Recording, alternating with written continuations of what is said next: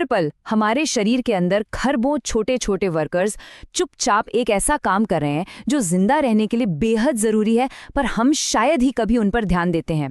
आज हम इसी गुमनाम हीरो पर से पर्दा हटाने जा रहे हैं, लाल रक्त कोशिका। अच्छा, एक सवाल है।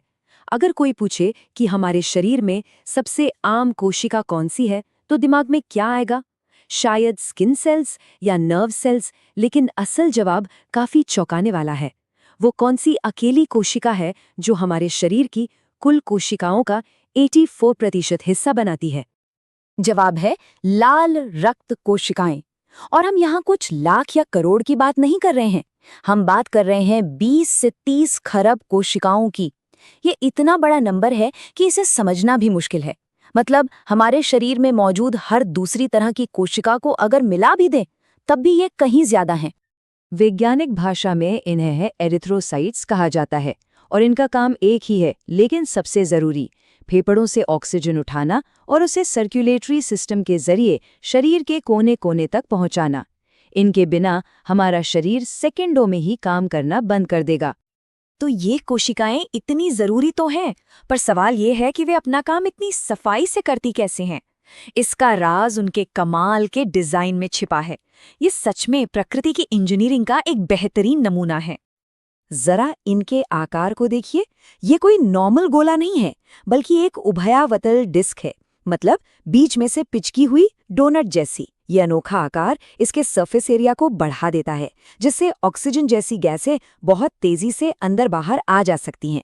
ये डिजाइन पूरी तरह से एफिशिएंसी के लिए ही बना है। अगर इसे एकदम आसान भाषा में समझें तो एक लाल रक्त कोशिका कुछ नहीं, बस हीमोग्लोबिन से भरा एक लचीला थैला है। हीमोग्लोबिन वो प्रोटीन है जो असल में ऑक्सीजन को पकड़ता है। तो ये कोशिका बस एक डिलीवरी व्हीकल है जो कीमती सामान ढो रही है। और हर एक लाल रक्त कोशिका के अंदर लगभग 27 करोड़ हीमोग्लोबिन मॉलिक्यूल भरे होते हैं। जरा सोचिए, एक कोशिका में 27 करोड़ ऑक्सीजन कैरियर, और हमारे शरीर में ऐसी खरबों कोशिकाएं हैं। ऑक्सीजन ले जाने की यह क्षमता वाकई अविश्वसनीय है। यहाँ एक बहुत ही दिलचस्प बात है। हम इंसानों जैसे मैमल्स की लाल रक्त कोशिकाओं में न्यूक्लियस नहीं होता। मैच्योर होने पर वे इसे बाहर निकाल देती हैं। ऐसा क्यों? ताकि हीमोग्लोबिन के लिए ज्यादा से ज्यादा जगह बन सके। ये एक कमाल का जुगाड़ है जो हमें ज्यादा ऑक्सीजन ले जाने की क्षमता देता है। पर हाँ, इसकी एक कीमत भी चुकानी पड़ती है, जिसके बारे में हम आगे बात करेंगे। तो हमारे पास ये बेहतरीन तरीके से डिजाइन किया गया डिलीवरी व्हीकल है। अब देखते हैं कि इसका मिशन असल में कैसा दिखता है। शरीर में ऑक्सीजन की डिलीवरी का एक तेज और मुश्किल सफर।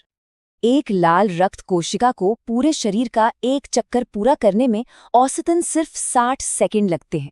सिर्फ 1 मिनट में ये फेफड़ों से ऑक्सीजन लेकर पैर के अंगूठे तक जाती है और वापस फेफड़ों में पहुंच जाती है। ये हमारे अंदर चल रही एक हाई स्पीड डिलीवरी सर्विस है।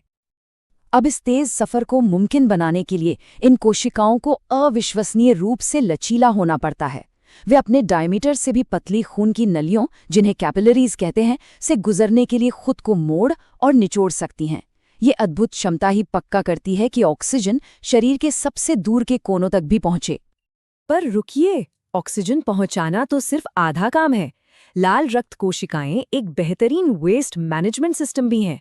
वे हमारे टिश्यूज से जहरीली कार्बन डाइऑक्साइड को पकड़ती हैं, उसे एक सेफ फॉर्म में बदलती हैं और उसे फेफड़ों तक वापस ले जाती हैं ताकि हम उसे सांस के जरिए बाहर निकाल सकें। मतलब ये एक ही साथ डिलीवरी और पिकअप दोनों सर्विस करती हैं। ये लगातार मेहनत कोशिका पर भारी पड़ती है। इनका जीवन तेज और छोटा होता है।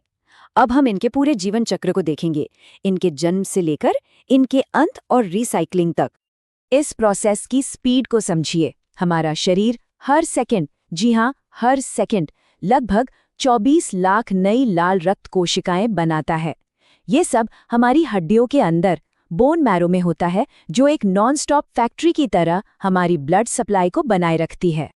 तो होता यह है कि बोन मैरो में लगभग 7 दिनों के बनने के बाद वे खून में आ जाती हैं। फिर लगभग 100 से 120 दिनों तक वे बिना रुके अपना काम करती हैं, जब वे बूढ़ी और कमज़ोर हो जाती हैं तो स्प्लीन और लिवर में मौजूद खास सेल्स उन्हें हटा देती हैं और उनकी कीमती सामान जैसे आयरन को रीसाइकिल कर लेती हैं। लेकिन क्या होता है जब ये परफेक्टली डिजाइन सिस्टम गड़बड़ा जाता है? लाल रक्त कोशिका का आकार और लचीलापन उसके काम के लिए बहुत जरूरी है। जब ये बदलता है तो नतीजे गंभीर हो सकते हैं। सिकल सेल रोग इसका सबसे बड़ा उदाहरण है। ये एक जेनेटिक बीमारी है जिसमें हीमोग्लोबिन नॉर्मल नहीं होता। जब ये हीमोग्लोबिन ऑक्सीजन छोड़ता है तो ये कोशिका को एक सख्त, दराती यानी सिकल के आकार में बदल देता है। और बस यही छोटा सा बदलाव सब कुछ बदल देता है। एक हेल्दी लचीली डिस्क आसानी से बहती है, लेकिन कठोर दरांती के आकार की कोशिका पतली नसों में फंस जाती है, जिससे ब्लॉकेज, भयानक दर्द और अंगों को गंभीर नुकसान पहुंचता है। ये दिखाता है कि कैसे एक छोटे से मॉलिक्यूलर बदलाव का इतना विनाशकारी असर हो सकता है। और सिकल सेल रोग अकेला नहीं है। कई और भी बीमारियां हैं जो इन जरूरी सेल्स को प्रभावित कर सकती हैं। अनीमिया जैसी बीमारियां शरीर की ऑक्सीजन ले जाने की क्षमता को ही कम कर देती हैं, जिससे थकान और कमजोरी होती है। थैलेसीमिया जैसी जेनेटिक बीमारियां हीमोग्लोबिन के प्रोडक्शन को ही बिगाड़ देती हैं। इन बीमारियों और खून की लगातार जरूरत को देखते हुए वैज्ञानिक अब भविष्य की ओर देख रहे हैं। एक ऐसा भविष्य जहां हमें खून के लिए डोनर्स पर निर्भर न रहना पड़े। और ये कोई साइंस फिक्शन नहीं है।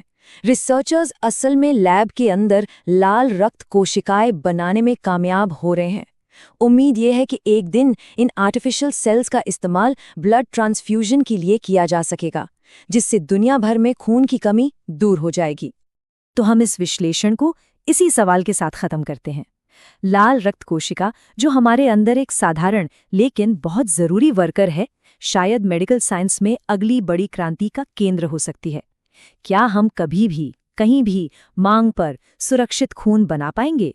ये एक ऐसा सवाल है जो आज दुनिया भर के वैज्ञानिकों को प्रेरित कर रहा है।